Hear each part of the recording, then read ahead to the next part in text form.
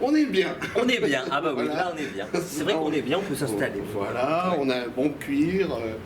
Et j'ai un monsieur à côté de moi, alors je ne sais pas si je l'appelle Thibaut Boldin ou si je l'appelle Jardinière. Denise Jardinière. Denise Jardinière, ah oui, c'est Thibaut Boisdin. Boisdin. Oui, Boisdin. Bah oui, c'est moi qui écris mal. Hein. Ah voilà. Mais oui. Donc, je l'appelle comment Ah bah, Thibaut ou Denise là, non, là vous pouvez m'appeler Thibaut. Thibaut. Thibaut, il a un spectacle qui tourne depuis 10 ans. 10 ans. Ouais. Il a combien de représentations 5, 600 Non, un peu moins, 340. 340, c'est déjà pas mal. Ouais. Comment on fait Ouais. pour tenir aussi longtemps avec un spectacle? Eh ben, en tout cas, avec Denise Jardinière vous invite chez elle, parce que le titre complet du spectacle, c'est Denise Jardinière vous invite chez elle. Et pour tenir aussi longtemps avec Denise Jardinière vous invite chez elle, en fait, comme vous l'avez vu, le spectacle, c'est une immersion, c'est une rencontre. Et moi, tant que je prends du plaisir dans cette rencontre, je ne me lasserai jamais de jouer ce spectacle. Elles sont toutes différentes. Ce soir, c'est la 340e. Et ben, il n'y en a pas deux qui se sont ressemblés. Évidemment, l'histoire qui est racontée, c'est toujours la même. Le fil conducteur est le même. La finalité de ce que je propose, c'est toujours la même histoire. Mais c'est du spectacle vivant, et c'est du spectacle très vivant. Et du coup, ben, je me lasse pas. C'est toi qui l'as écrit? Oui. Et donc, les réactions du public font que tout change, enfin tout change, que beaucoup de choses changent.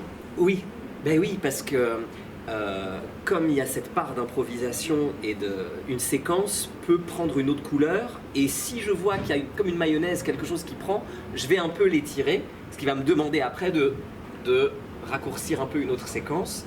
Et au contraire, parfois il se peut aussi que la mayonnaise prenne mal à un moment, du coup ça sert à rien de tirer, il faut hop passer à la séquence d'après, on avance comme ça pour qu'il y ait ce rythme et cette tension dramatique à chaque seconde du spectacle. Que ça reste justement du spectacle très vivant à chaque seconde, ça c'est toujours mon objectif, que ça retombe jamais, qu'on soit toujours sur cette tension-là. Bon, je vais jouer les idiots, mais c'est qui Denise? Alors Denise Jardinière, c'est une dame qui est la maîtresse d'une grande maison familiale et qui décide d'inviter les gens chez elle. On ne sait pas pourquoi, évidemment. Et les gens sont accueillis par la gouvernante. Un peu étrange, hein, vous en Pourquoi pas? conviendrez. Oui. Et ça, c'est le point de départ de l'histoire. Les gens vont comprendre petit à petit pourquoi ils ont été invités chez elle. Mais elle, c'est une dame qui est la maîtresse de maison.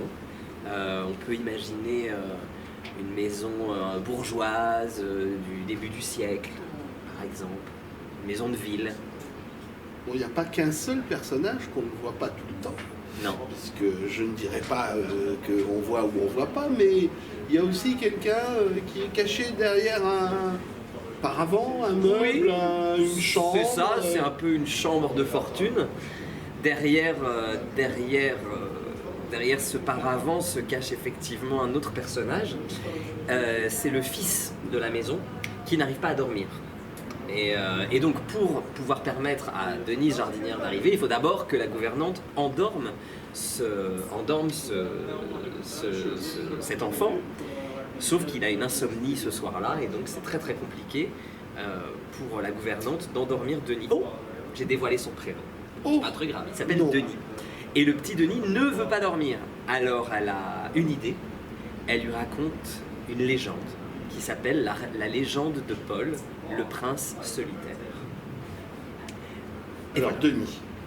Denis, c'est l'enfant de la famille. On ne sait pas trop à quoi il ressemble, puisqu'il est toujours caché derrière ce paravent dans sa chambre de fortune.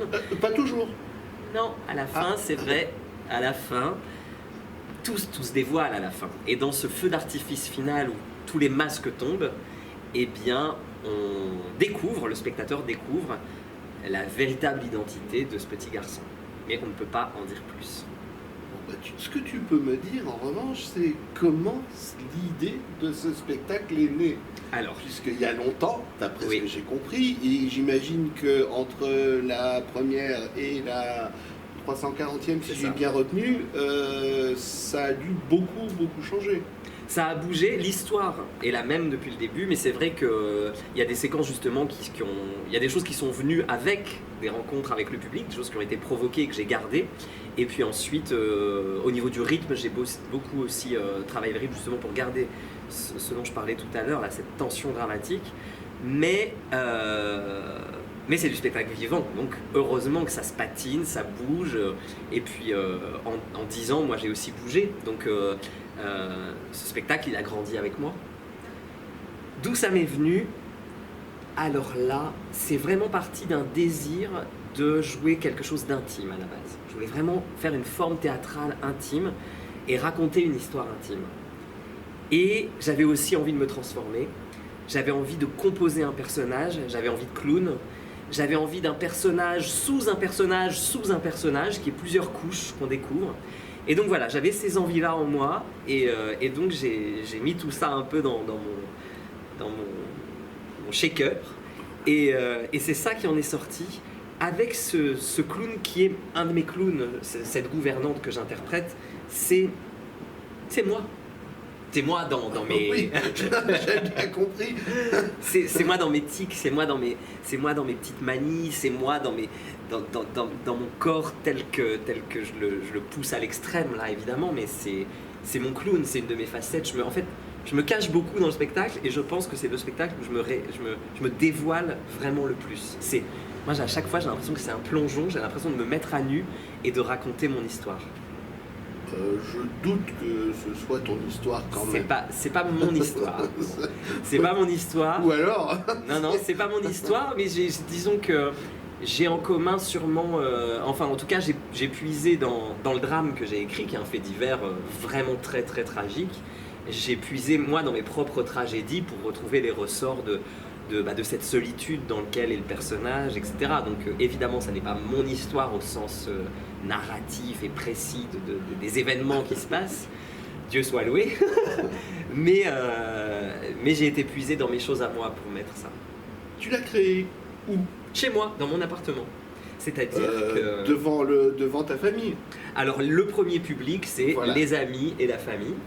Donc je me souviens, la toute première c'était le 12 janvier 2012, donc vraiment on va fêter les 10 ans là. Là, oui. Et il y avait 13 spectateurs pour la première. Ouh là là, Voilà. 13. Oui, il y avait 13, mais ça va, avec moi ça faisait 14. Ah bon. Et donc c'était dans mon petit salon parisien, et voilà, je pensais faire ça pendant 2-3 mois en fait, et m'arrêter là. Et en fait, il y a eu cette chose magique, la rencontre avec les gens, le bouche à oreille est parti tout de suite. Et moi, j'ai des gens qui m'appelaient pour me dire « refais une séance parce que je veux absolument montrer ton travail à telle personne, machin, machin. » Et du coup, j'en ai fait une cinquantaine, une soixantaine chez moi. Et puis tout de suite, on est venu me chercher pour que j'aille jouer au théâtre. Et j'ai fait 4 saisons dans un sublime théâtre qui s'appelle le Théâtre des Blondes Ogresses, qui est tout petit, dans le 18e, où j'ai fait plus d'une centaine de représentations là-bas. Et un producteur a dû s'en mêler à un moment ou à un autre? Eh ben oui, voilà, c'est-à-dire que là, aujourd'hui, j'ai la chance d'être accompagné par Birdie Prod, une production qui fait la production et la diffusion. Du coup, on a en même temps, ici, on est au grand point virgule jusqu'à fin janvier, et parallèlement, on est en tournée dans toute la France. Donc là, je tourne, j'ai des dates jusqu'à fin juin 2022, et déjà là, j'ai des dates qui viennent se rajouter pour la saison d'après. Donc là, on part sur les routes avec Denise Jardinière, en plus d'être à Paris. Et ça, c'est super agréable, de jouer en même temps à Paris et hop, de s'échapper, de revenir. J'adore ça. Normalement, on poserait la question, qu'est-ce que tu vas faire après? Mais non, parce que tu fais encore autre chose en même temps. Oui. Donc là, je l'ai appris tout à l'heure, parce que je savais que tu avais un autre spectacle, mais je ne savais pas du tout de quoi il était question. Et j'imagine que ça n'a rien à voir avec l'univers de Denise Jardinière. Non, pas du tout. C'est Peter Pan qui joue à Bobino, à Paris. Et donc Peter Pan, c'est ce conte classique évidemment que tout le monde connaît. Parfois on a l'impression de le connaître, et en se replongeant vraiment dans le roman original, on redécouvre l'histoire de Peter Pan, qui est une histoire qui est très très chère à mon cœur, et dans une pièce dans laquelle j'interprète Peter Pan depuis plusieurs années. Et c'est une fête, c'est un spectacle très très riche, très classique au sens où c'est vraiment, c'est pas une comédie musicale, c'est vraiment du théâtre où on raconte l'histoire, c'est vraiment Peter Pan, c'est un théâtre d'action, on voit tout ce qui se passe, on vole sur scène, il y a le combat, le duel, et puis il y a des petites parenthèses chantées et dansées pour rendre cette folie du pays imaginaire. On retrouve Wendy, les crocodiles. Ah, il y a tout le monde, il y a tout le monde, il y a tout le monde. Il y a capitaine, Wendy, les deux frères, le capitaine Crochet, Monsieur Mouche, les pirates, évidemment les enfants perdus. Et voilà, Madame Darling, Monsieur Darling, tout le monde est là. Et c'est le même producteur ou c'est... Ah non, pas du tout. C'est une autre. Tout à fait autre chose. C'est une autre production. Ouais, ouais. Là, c'est la compagnie C'est pour de rire qui produit ce spectacle. Comment on fait alors pour jongler avec deux spectacles, dont un en tournée, l'autre qui se joue pour les vacances à Paris, et puis j'imagine qu'il y a quand même une petite forme d'écriture qui pointe le bout de son nez, Ah parce que tout à tu fait. dois avoir envie de... Oui, puis en plus ça approche parce que ma prochaine création va se jouer début février. On est en résidence à Levallois-Perret, ça s'appelle Le Gros Nounours Orange Fluo. Et donc ça c'est une création, une double création, c'est-à-dire que je ne suis pas seul, on est deux, et je travaille avec Régis Olivier, qui est aussi comédien et qui avait aussi cette envie d'écrire, et on s'est retrouvés sur un thème, voilà, qui est le rêve. Je dis juste ça, c'est le thème du rêve, et ça joue à Levallois-Perret au Théâtre de l'Odyssée au début du mois de février, le 3, 4, 5, 6 février. Donc c'est vrai que tout ça fait que je dors pas beaucoup. Je dors pas beaucoup, je cours partout, je suis tout le temps avec des valises, des sacs. Mais je dois dire qu'après la longue période qu'on a tous traversée et qui n'a pas l'air d'être terminée, et ben tout ce qu'on peut prendre et à chaque fois qu'on peut jouer et à chaque fois, même si évidemment il y a la fatigue, il y a des agendas qu'il faut faire coordonner, des horaires où on se dit mais comment je vais arriver à être à telle heure ici et telle heure là et on est dans les trains et machin et là, et ben c'est on y va, on fonce et ce bonheur de retrouver les gens, de retrouver le public, il dépasse tout. Donc voilà, je dors pas beaucoup, mais le jeu en vaut vraiment la chandelle. On est en fin d'année ou en début d'année, ça dépend quand vous regardez. Mais bon, on va te demander de te faire un souhait. Quel souhait aurais-tu envie de réaliser? Eh bien, que ça continue. Vraiment que ça continue. Que le spectacle vivant continue. C'est un souhait collectif en fait. J'ai vraiment envie pour tout le monde, pour moi, pour tous mes amis, mes camarades de jeu, mes collègues de travail, tout le monde du spectacle, pour le public, pour les gens, qu'ils aient encore cette possibilité-là d'aller au théâtre et vraiment que, quels que soient les variants, les choses qui nous arrivent, eh ben on puisse encore vivre ces moments vivants. Parce que moi je me suis rendu compte de quelque chose avec cette crise, c'est qu'en fait,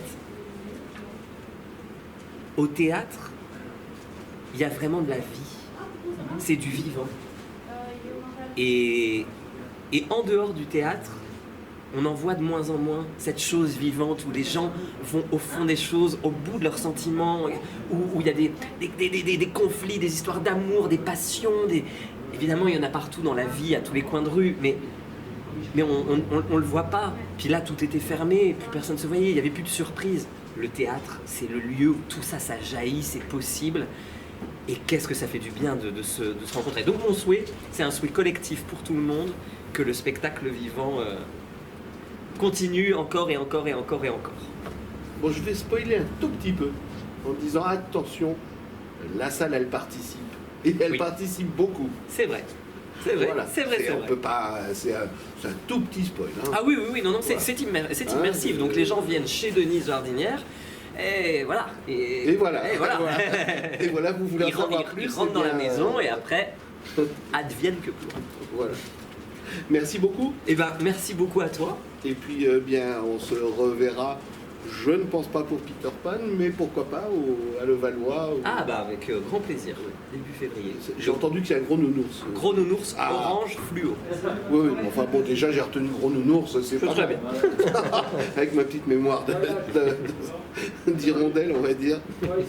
Merci, bonne fête. Merci beaucoup, bonne fête. Et ben, à vous aussi, à tout le monde aussi. Je vous souhaite des merveilleux moments de fête. Et bien voilà.